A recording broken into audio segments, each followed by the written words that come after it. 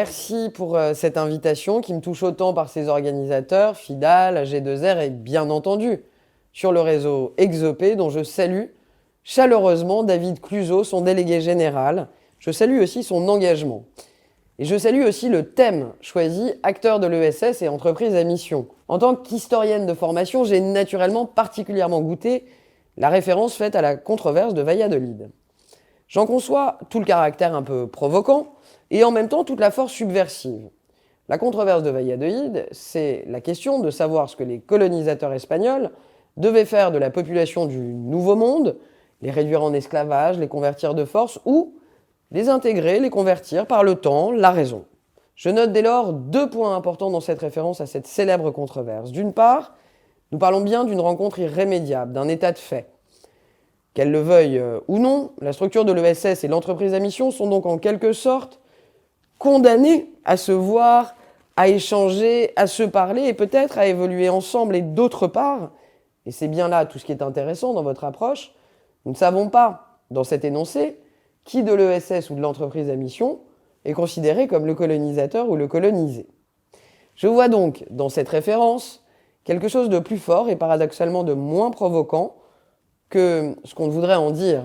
Oui, j'ai présidé la commission spéciale de la loi Pacte et avec les parlementaires, nous avons construit la société à mission pour permettre à des entreprises de s'engager.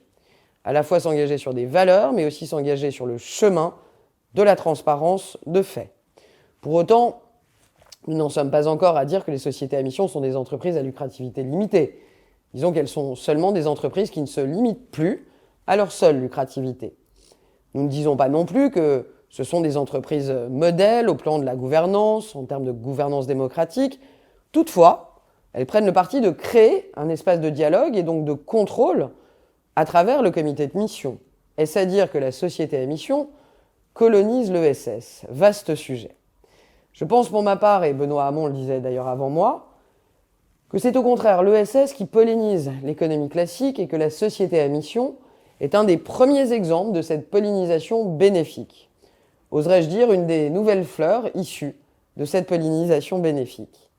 Est-ce à dire que ce faisant, l'ESS se dévalue? Non. Je crois simplement que l'ESS évolue, de même que l'économie classique, et c'est d'ailleurs à saluer.